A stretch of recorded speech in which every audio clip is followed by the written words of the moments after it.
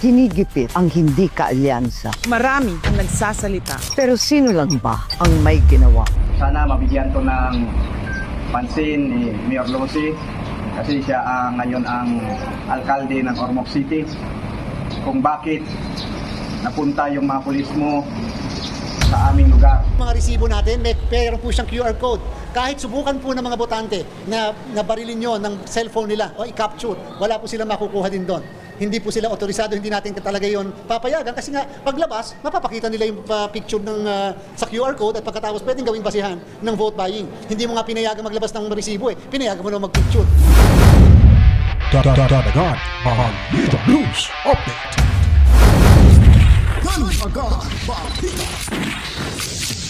At sa amin, nakapag-harvest na kami. Kakatanim lang so, hindi, buti na lang yung timing, hindi yung bago aanin, nakapag-ani na tayo. So, okay. It's, there's also,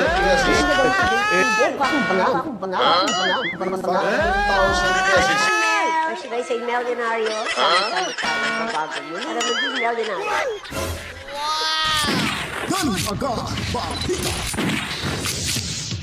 Right, so welcome back mga kabitan, magandang buhay, kamusta ho? Nagbabalik na naman ho tayo at sa mga hindi pa po nakapag-subscribe, subscribe na ho kayo mga kabitaan kahit papaano. Nalaman ho natin na parang ginurgor ho yung ating munting bahay mga kabitaan, pero hindi ho yan hadlang sa ating ginagawa. Patuloy ho po tayong gagawa ng content at of course patuloy ho kayong manood dito sa ating munting bahay mga kabalitaan. May napapansin lang ho tayo, kung napansin nyo po kung ano yung nakikita nyo dyan sa ating munting bahay, ayun na ho yun ang ibig nating sabihin mga kabalitaan.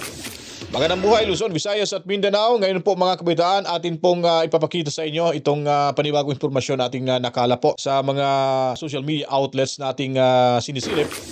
At bago pa po ang lahat, tayo magsimula. Assalamualaikum sa ating mga kapatid na Muslim mga kabalitaan. Enjoy lamang ho kayo sa panonood at tayo po ay magsisimula na ho. At ngayon naman po mga kabitaan, parang ito ay parang kakabahan na ho sila dito. Itong alyansa para sa bagong Pilipinas. Bago inendorso ni Senador Robin Hood Padilla, aka Binoy, itong si Senador Amy Marcos. Kung matatandaan nyo po, nasa hanay ho ito ng alyansa para sa bagong Pilipinas mga kabalitaan. At sabi niya po dito mga kabitaan na siya po ay tatakbo bilang independyente. Subalit siya po ay inadapt at isinama ho sa alyansa para sa bagong Pilipinas. So matagal yun na ho hindi gustong sumapi ho. Kaso nga lang kapatid niya ay presidente at yan po ang leader ho ng alyansa. Wala ho siyang nagawa. Sa nangyari ho, nitong kinidap si Tatay Digong Duterte, doon ho nag-alburuto itong si Senador Amy Marcos mga kabalitaan. At siya po ay gumawa ho ng investigasyon dyan sa Senado at atin pong nalalamat, nakikita na meron ho talagang ginawang kabalastugan ang Bongit administration. Lalo na ho nitong si Bonjing Rimulya, itong si Renz Verano Rimulya, si John Vic, at itong si ambisyoso maging presidente rin. Kala mo kung matangkad naman to, pero ang tangkad niya parang hindi normal para sa akin mga kabalitaan. Itong si Ibo Chudoro at itong unano mga kabalitaang si Anyo, lalo no itong laging bula yung bibig mga kabalitaan itong si Diwata.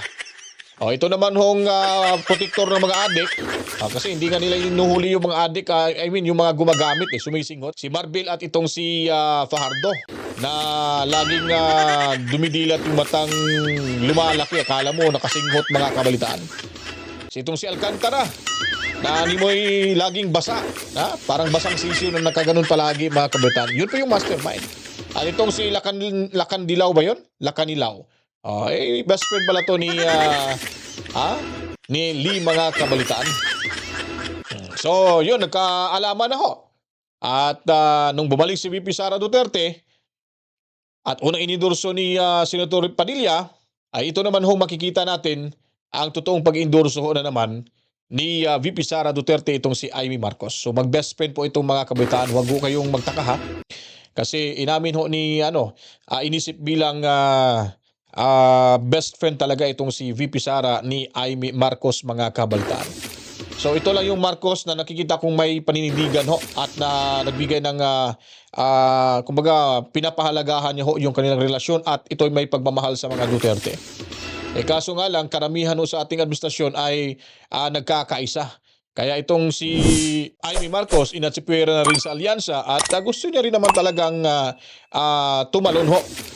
Maging ibang bakod kasi parang na-sandwich siya dyan mga kabalitaan. Panoorin ho natin itong political advertisement ni Senadora Amy Marcos kasama ang itong si VP Sara Duterte na siyang inendorso or nagpapakilala sa taong bayan na kailangan iboto daw numero 39 Senador Amy Marcos mga kabalitaan. Panoorin ho natin ito. Ipaglalaban tayo ni Amy Marcos. Itim ngayon ang kulay ng bansa. Sa gutom at krimen, nagluluksa. Gutom na ang sikmura, gutom pa sa hustisya. Hinigipit ang hindi kaalyansa. Marami ang nagsasalita. Pero sino lang ba ang may ginawa? Sino ang may ginagawa? Itim ang kulay ng pakikiramay. Itim ang kulay ng pakikiisa. Itim. Laban ng tama. Maganda yung pagkakagawa, no? Itim. So may ibig palang sabihin ito. Itim or I stands for ilaban. Ang T, tama. Then I, itama. Ang M, mali. No? Napakaganda ho ng konsepto na ginawa ho nilang advertisement nito. Ay ilaban ang tama, itama ang mali. So believe ako, no? Talagang kudos sa napakataba ng utak nitong kanilang sino ba yung producer nito mga kabalitaan, no? Palakpakan ho natin 'to. Swak na swak ho ito mga kabalitaan sa panahon ngayon dahil ang bansa natin ay talagang nangingitim na ho yung buthi nila mga kabalitaan. Hindi yung bansa, yung buthi nila. Budhi nila. Sabihin mo yung bansa. Nangingitim na ho dahil napuno na ho tayo sa mga politikong napakademonyo ho sa ating lipunan.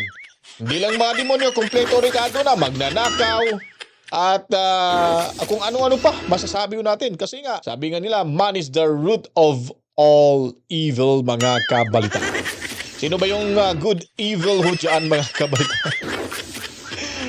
Baliktad ho yung mga utak nito eh. Ito mga politiko ho natin ngayon, baliktad. Kasi nga, iniisip nila na nasa pwesto na sila ngayon, ay hindi na ho sila, untouchable na ho sila mga kabaitaan. Kumbaga, sila yung inalipin ho sa pera na nasa kanilang mga bulsa.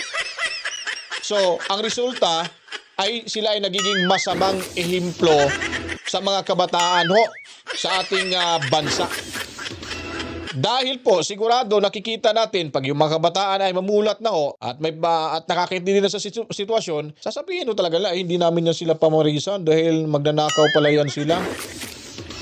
Yun po yun ang posibleng sasabihin ng ating mga kabataan. Baliktad ho yung utak ko nila. Ibig sabihin, gahaman ho sila. Pera ho yung kanilang habol, hindi ho yung serbisyo para sa taong bayan. Kasi iahambing ho natin yung dating administrasyong Duterte, sobrang dami ho ng perang administrasyon ho ng gobyerno ho natin, hindi ho winaldas ni Tatay Digong. Yung inalipin ni Tatay Digong Duterte, yung pera na meron ho si Juan de la Cruz. Papaano po ba? Makikita niyo pong infrastructure projects, yung malasakit mga kabalitaan. At kung ano-ano pa, yung pandemya ho natin naranasan. Yung pera lahat ay nandoon mga kabalitaan. Ibinuhos para ho tayo ay, para tayo ay hindi mailagay ating sarili sa kapahamakan. Kahit may mga namamatay, pero mas marami pa rin ang na-survive at nabubuhay hanggang sa panahon ngayon mga kabalitaan. Yun po ang totoong nagmamahal sa ating inang bayan. Politikong inalipin yung pera ni Juan, hindi yung politiko na inalipin sila sa pera ni Juan mga kabalitaan. Ngayon naman po mga kabalitaan, ating titignan ho, naalala niyo po ba itong si Kerwin Espinosa na di umano ay in-sniper mga kabalitaan? Siya pa yung nagsabi Tinira daw siya ng sniper mga kabalitaan. Ipagpalagay na lang ho natin ang tinira siya ng sniper. Ang tanong po, kung sniper talagang titira sa'yo, hindi ka ba mababalda? Yung kapatid ko po, sa kasagsagan ng giyera sa Marawi, tinamaan po ng sniper po mga kabalitaan.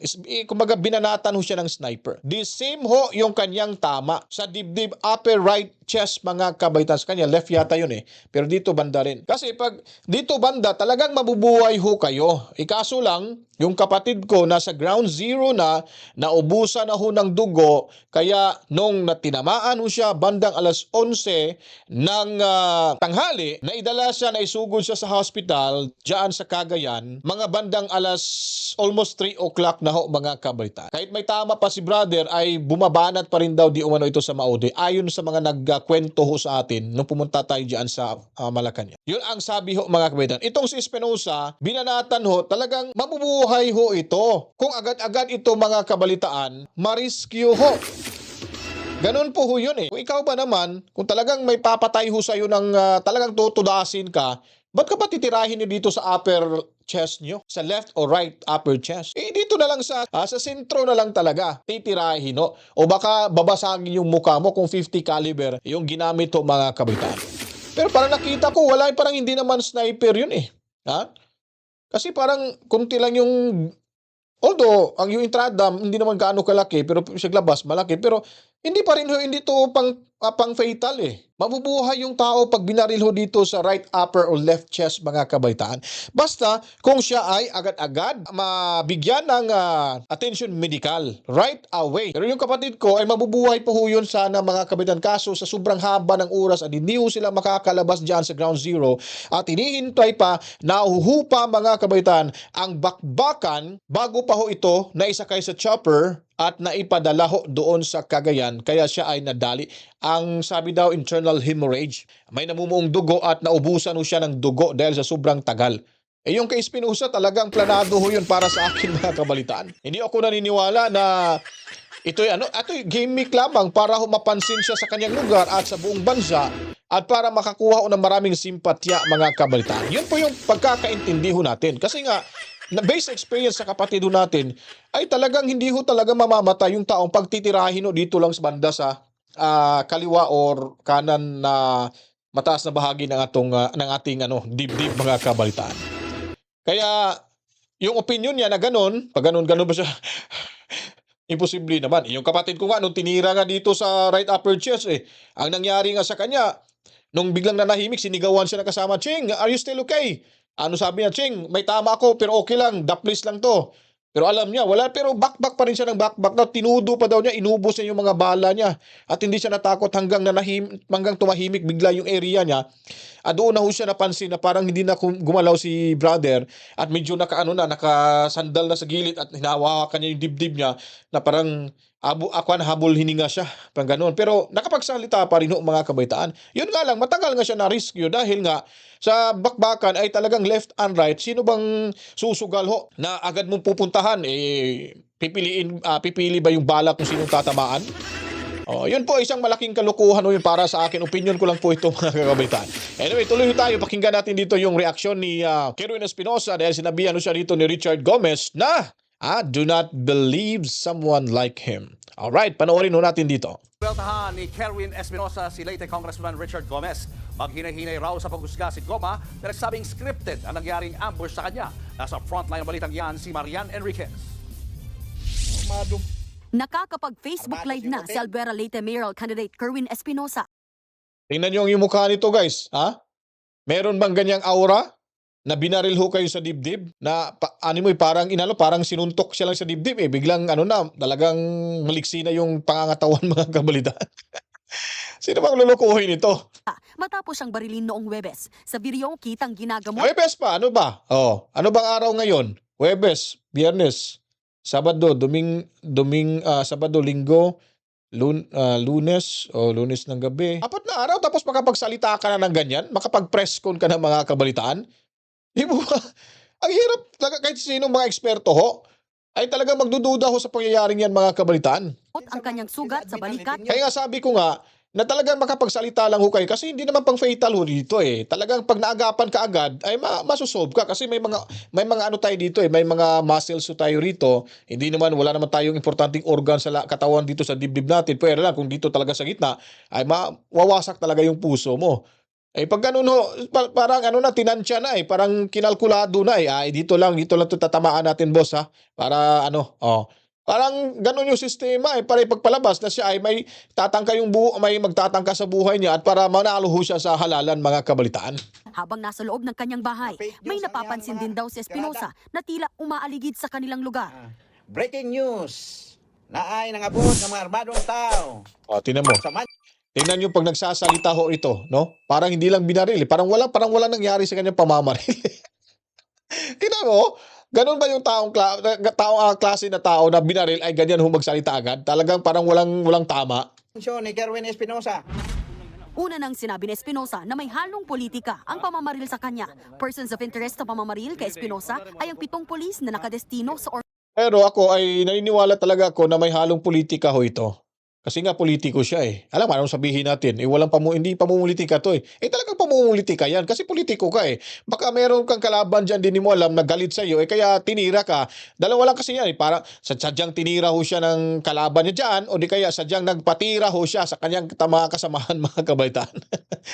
Dalawa lang po ho yan eh. Para magkaroon ho ng mainit-init na nagbagabagang issue dyan sa Albuera, Leyte. Ating panoorin. Parang ganun eh. Di po ho ba?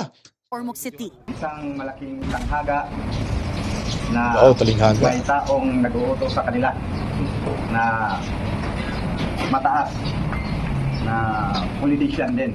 Sana mabigyan to ng pansin ni Mayor Lucy kasi siya ngayon ang alkalde ng Ormoc City.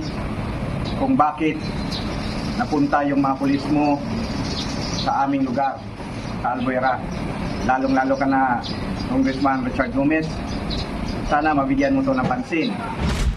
Ayon kay Leyte 4th District Representative Richard Gomez, hindi dapat paniwalaan ng mga katulad ni Espinosa na walang kredibilidad at isang self-confessed drug lord. Dagdag pa niya, walang gagawing mabuti si Espinosa. Iniimbestigahan daw ni Gomez ang tunay na nangyari at magpapa-interview kapag malinaw na ang mga detalye. Alam niyo po ba, only in the Philippines, no? Kung ikaw ay talagang markado ng isang drug lord, na may ginagawa kang hindi maganda ho sa ating bansa, lalo na yung gagawin mo lahat yung mga kakonstituente mo dyan na magiging zombie dahil nga itong sa ipinagbabawal na itong ipinagbabawal na tawas, mga kabaitaan ay tatakbo pa ng no? May lakas loob pang tumakbo ng pagka-mayor ho. Sana may makagagawa ng batas na kung sino po yung nakulong na sa ipinagbabawal na gamot or tawas ay hindi na ho sana pwedeng itong tumakbo kasi maaari pa rin, alam nyo po yung tao kasi pag may karanasan na sa mga ganung bagay tapos bilang nawala din hindi ho yan maaring imposible ho yan hindi babalik at babalik ho yan. Pwede rin naman gamitin nila yung panangga yung pagiging opisyal nila sa kanilang lugar ay sila pala drug lords kasi nangyari na ho yan sa mga ilang panahon ng nakalilipas mga kabaitan. So malamang may mga ganun hong instances na posible hong mangyari ho yan. Sana may batas ho tayo na mag-prohibit ho sa mga taong nakulong na dahil nga sa sa kalakaran ng illegal na droga para na hindi ho sila mabigyan ng pagkakataon na pabalik na naman ho sa kanilang kalukuhan. Kaso wala pa tayong batas dito sa ating bansa na hindi magpapahintulot ng isang politiko o isang dating nakulong na dahil sa droga na tatakbo ng kahit anong posisyon sa gobyerno. Yun mo sana sa suhestyon natin, mga kabalitaan. Ngayon daw kasi, maraming butas ang kwento ng pamamaril kay Espinosa. Agad yang sinagot ni Espinosa at sinabihan si Gomez na maghinay-hinay sa panghuhusga. Welta pa ni Espinosa, dapat tignan ni Gomez ang kanyang sarili sa salamin. Alam daw ng kanilang distrito kung sino ang may record ng pang-aabuso at tunay na may kapwa-tao. Nasa kustodiya na ng Leyte Police Office ang 7 persons of interest. Hindi natuloy ang inquest proceedings sa kanila. Sinibak naman sa pwesto ang direktor ng Ormoc City Police na si Police Colonel Ray Dante Ariza na isa umano sa mga itinuturong POI. Nagbabalita mula sa... Ayan po, mga kabaitaan, napakalaking issue ito para ho sa atin at ewan ko lang kung itong pagiging drug lord ba ni Kerwin Espinosa ay hindi na ba ito uulit. Dahil imposible rin na ho naman, hindi naman ganun kayaman talaga ang mga Espinosa dyan sa Albuera. Pero may mansion ho yun, mga kabaitaan, ha? At yung pagdududa ho ni Kerwin Espinosa na baka mastermind itong si Richard Gomez, nako, imposible ho yun, mga kabaitan. Hindi ho mamamatay tao si Gomez at straight po itong pangulo or leader dyan sa Ormoc City at siya po ang nakapagpabago sa imahe nung naging mayor ho ito kung saan ang dami, bago naging mayor, dami hong talagang patayan, bintahan, kaliwat kanan sa ipinagbabawal na gamot at ano-anong pang klaseng kriminalidad mga kabalita. So kung matatandaan niyo po, mga ilang oras lang tayo ay nagpungso ng ating content patungkol sa internet voting na kung saan mga kabaitaan ay may mga nagrereklamo na isa na ho rito yung OFW ng mula pa ho ng Singapore na iba daw yung kanyang binoto, PDP daw, but ang lumabas iba raw. Kumbaga may ibang espiritong pumasok daw sa kanyang ibinoto. Parang may nawala siguro sa kanyang binoto mga kabalitaan. At meron nung pagpapaliwanag dito si George Garcia at atin pong bibigyan ng reaksyon dahil medyo duda rin ho tayo sa kanyang explanation patungkol ho sa resibo at sa mga iboboto ho ng ating mga overseas Filipino workers mga kabalitaan. Nagrereklamo ang ilang Pinoy sa ibang bansa matapos bumoto online. Hindi raw tugma ang mga binoto nila sa lumabas sa kanilang QR code. May paliwanag naman dyan ang COMELEC. Nasa frontline ang balitang yan si Kari Cator. Kumakalat ang mga post ng ilang Pinoy sa ibang bansa sa pagsisimula ng internet voting para sa Bilang Pilipino 2025. Ayon sa isa na nasa Singapore, hindi tugma ang mga pangalan ng mga binoto niya sa lumabas sa kanyang encrypted QR code. Ang nakita niya rito, mga kandidatong hindi naman daw niya pinili. Tanong tuloy niya, paano nila malalaman kung tama ba ang mga binilang na boto nila? May paliwanag dyan ang COMELEC. Pag pinindot po kasi nila yung QR code, ang lalabas po doon, hindi na yung pangalan ng mga ng mga kandidato na kanila pong binoto. Lalabas po dyan ay machine-readable codes ng lahat ng kandidato. Bakit? Hindi po talaga namin bibigay yung mismong pangalan pagkatapos ma-cast kasi pwedeng gamitin sa vote buying. Ayon pa kay COMELEC Chairman George Garcia, random ang mga pangalan sa QR code. Hindi raw ibig sabihin na sila ang mga binoto sa balota. Pwede naman daw ma-check kung tama ang nabilang ng mga boto sa halos 80 posts ng COMELEC sa ibang bansa. Pero magagawa lang yan matapos ang botohan sa May 12. Ang resibo ay hanggang dyan lang sa loob ng presinto at ito ay idedeposito sa ating ballot box. Kahit sa araw ng eleksyon, yung mga resibo natin, may meron po siyang QR code. Kahit subukan po ng mga botante na barilin nyo ng cellphone nila o i-capture, wala po silang makukuha din doon. Hindi po sila otorisado, hindi natin talaga yon papayagan kasi nga paglabas, mapapakita nila yung picture ng sa QR code at pagkatapos pwedeng gawing basihan ng vote buying. Hindi mo nga pinayagan maglabas ng resibo pinayagan mo na magpicture. Yung tanong lamang ho natin dito kay George Garcia, paano ba natin masisigurado or masisiguro na pagdating ho sa bilangan, ayun po talaga yung binoto natin ang kanilang mabibilang mga kabalitaan kung ito po ay talagang mapagkakatiwalaan ang machine na ito. Kasi ayon pa sa kanya na hindi daw makikita kahit i-capture pa sa ating cellphone yung barcode. So mas malaki hong tsansa may makakapasok ko na hindi ho natin nalalaman na ibang politiko sa binoboto ho nating totoong binoboto at pinili. Paano ho natin masisigurado yun? Malay natin baka nakaprogram na po ho yan mga kabalitaan. Kaya ho ginagamit na lang yung rason ni George Garcia na hindi nyo ma-scan itong resibo nyo sa barcode na nasa resibo nyo ay baka gamitin para sa vote buying. Paano na yung nakarestore dyan sa inyong voting counting machine? At hindi ho na rin kasi natin alam na baka may laman na ho yan na nakaprogram na at isang transmit lang ay automatically na papasok at sasama ho yun para mabilang sa bilangan mga kabalitaan. Na pag na-insert mo na yung paper ballots mga kabalitaan, lalabas ho sa screen, in-scan niya ho at makikita nyo doon kung sino yung iboboto nyo at yun po ba talaga ang nasa papel na binoto nyo. Kaso lang, binibigyan lang ho talaga ng 10 seconds. Paano ho ba ma-check? Napakahaba yung listahan. Counted po ba ho ito? O baka meron nakaprogram na para i-counter ho yung boto mo na ito yung original na boto, ito yung parang ipinasok na lang doon at ito yung mabibilang at kasama sa na maibibilang ho sa darating na pagkatapos ng halalan. Ganun ho sana. Para hindi na ho magtaka yung taong bayan. Kulang po kasi kayo sa impormasyon. Kulang kayo sa dissemination ng mga impormasyon na sana ito bago ginawa itong halalan or yung pagka-cast ng mga casting of votes mga kabaitaan ay dapat sinabi nyo na sir sana ito ang mangyayari, huwag magtaka. kung ang lalabas ng inyong resibo ay hindi ho ang inyong mga binoto, kundi lahat na nasa paper ballots ay naandyan ho. Dahil ang purpose niyan para hindi ho magkakaroon ng vote buying. Tapos, para wala na question. May nagreklamo, sa kanyo pa in-explain. O, di ba? Sino bang may mali ho doon? Di kayong COMELEC. Kayo ang dapat sisihin ho dyan. At pagdududahan talaga ho kayo. Hihintayin lang natin kung sinong magsusumbong, saka na lang ho tayo action at mag-i-explain. Ganon yung style nyo dyan, mga kabalitaan. So hanggang ngayon, wala pa rin sa ayos yung COMELEC ho natin. Yung sistema ho ng butuhan, medyo pa rin, discontented pa rin ho tayo.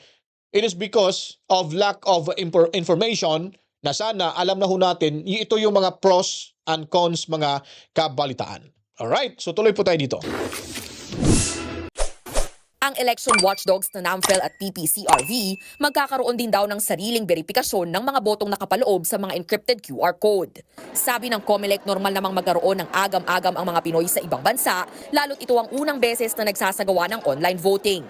Para sa akin, hindi ho normal ho yan na magkakaroon ng agam-agam mga kabaitaan. Kasi nga, kung tama ho yun talaga, kung in-educate nyo talaga yung totoo, kung ano ang meron dyan sa voting counting machine na yan, kung anong magiging kinalabasan ng resibo at yung paper ballots, ay hindi ho talaga magkaroon ng agam-agam ho sa darating na o nitong butuhan.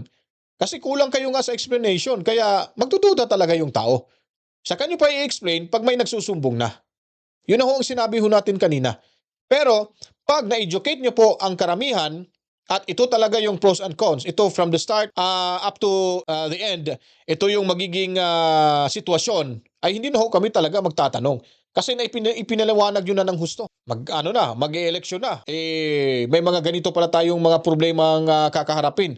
So ano mangyayari? Baka magkaroon na ng dayaan mga kabaitaan. Kaya sinasabi ko, posible ba talagang magkaroon ng dayaan sa darating na halalan? Posible po yun sa ating pagkakaintindi mga kabalitaan. Alright, so hanggang dito na lang ho mga kabaitaan. Kayo na pong humusga sa mga nanonood. Comment ho kayo sa baba. At paliguan niyo po ng maraming likes. Then i-share niyo rin po. At the same time, sa hindi pa po nakapag-subscribe, subscribe na rin ho kayo. At pindutin ang notification bell para laging updated sa mga kaganapan sa ating lipunan. Bago po tayo magtapos mga kabaitaan, pasasalamatan muna natin lahat ng mga taga-subaybay at laging tumututok dito sa ating munting bahay at sa lahat ng mga subscribers po natin mga kabalitaan. At Mami Rose, Daddy Berting, Tubi, Tobias family sa tula dyan sa may Lapu-Lapu, Cebu. Magandang buhay ho sa inyong lahat. Luzon, Visayas at Mindanao, lahat ng mga Pilipino sa mga lupalop ng ating mundo, ang programang ito ay para ho sa inyo. Assalamualaikum sa ating mga kapatid na Muslim. Masalam! At saludo rin ho tayo sa ating mga tinuturing bagong bayani ng ating bansa. Overseas Filipino workers. At of course, dyan sa The Hague, the Netherlands, na parati at hindi ho nawawalan ng mga kababayan natin dyan sa Duterte Park, harap mismo ng detention facility sa The Hague mga kabalitan. Maraming salamat sa inyong suporta. Ako'y magpapaalam na po. To God be the glory. Mwa, chip, chip. Peace out.